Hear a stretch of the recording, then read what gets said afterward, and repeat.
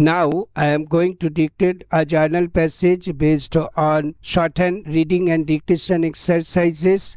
Exercise number 14 at the rate of 110 words per minute. Let's start. The crisis of last summer has been brought under control. This does not mean that the problems have been overcome. The balance of payments will continue to be critical in the coming year, and there is some way to go before we can say that inflation has been contained, but both problems have been made more manageable.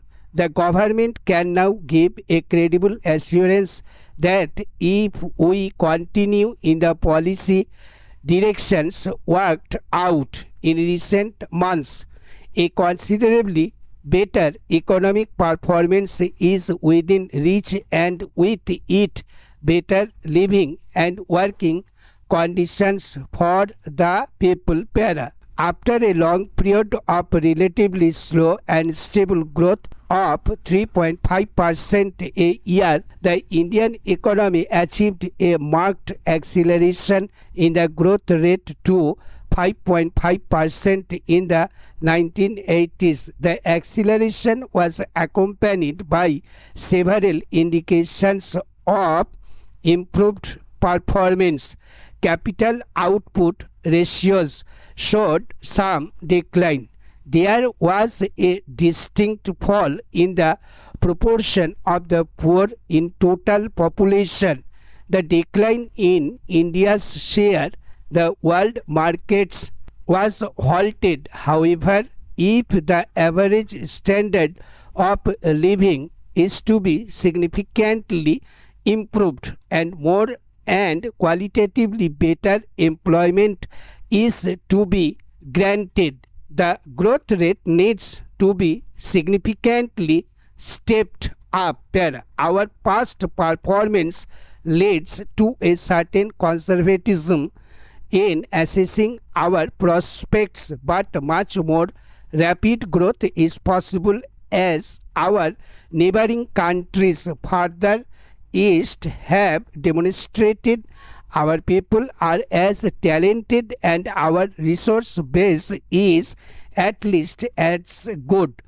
There is very reason to aspire towards a substantial improvement in our growth rate. The living standards of the poorest can only be raised if labor surpluses disappear and workers get the choice of moving into more productive occupations. Once growth exceeds the level at which new employment is simply accommodating the growing labor force and labor beings to move to occupations with higher productivity, growth also being to reduce poverty and improve income distribution.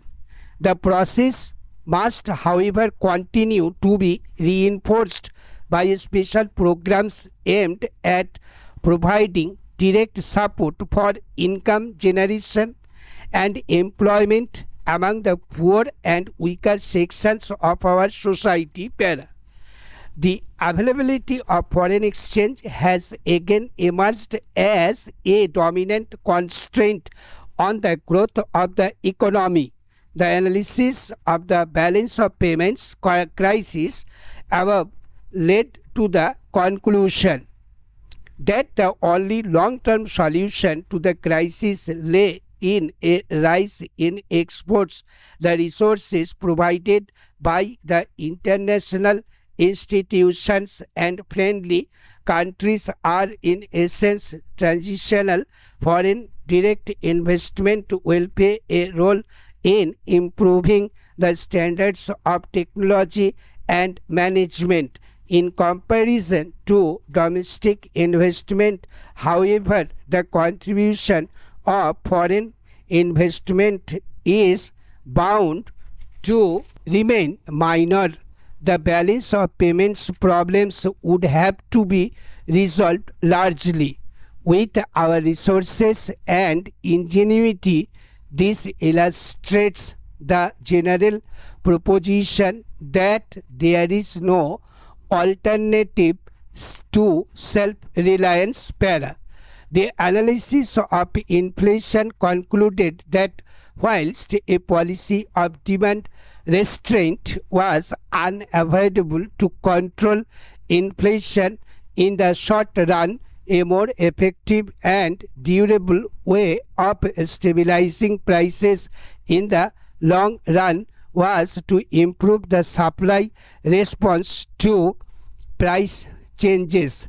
This required the promotion of savings on the one hand and the development of improved organizational structures in agriculture and industry on the other. This would make the producers more adaptable and innovative. The current inflation has also highlighted the crucial role of agriculture in our economy. Inadequate growth of agricultural output has led not only to general inflation but also to a relatively faster rise in agricultural than in industrial prices, with deteriorating terms of trade. Relative profitability in the industrial sector has tended to decline. There has ensured an industrial recession in which industrial investment has slowed down. There will also be concomitant depressive effects on industrial profits and wages. Rapid industrial growth requires an acceleration in agricultural output.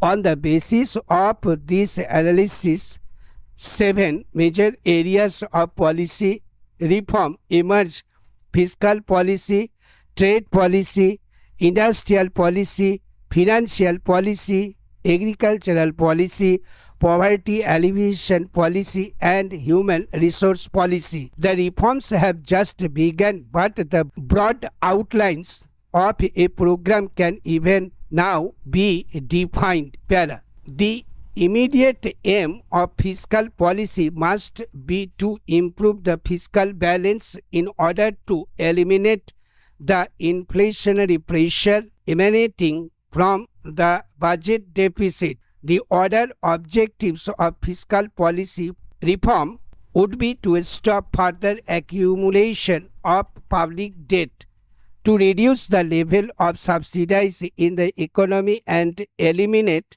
open-ended cross-subsidization, to direct government expenditure towards providing essential public services of a high quality, and finally to restore the government's capacity to make strategic investments in infrastructure and human resources, guide the economy, and look after the weak and the less privileged.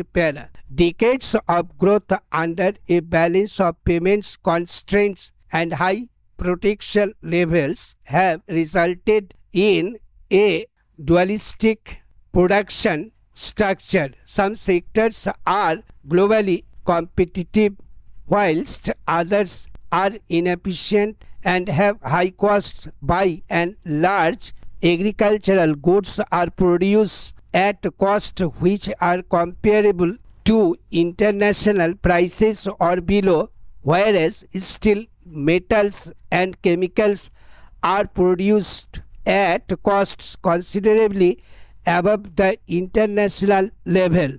Stop. Thank you.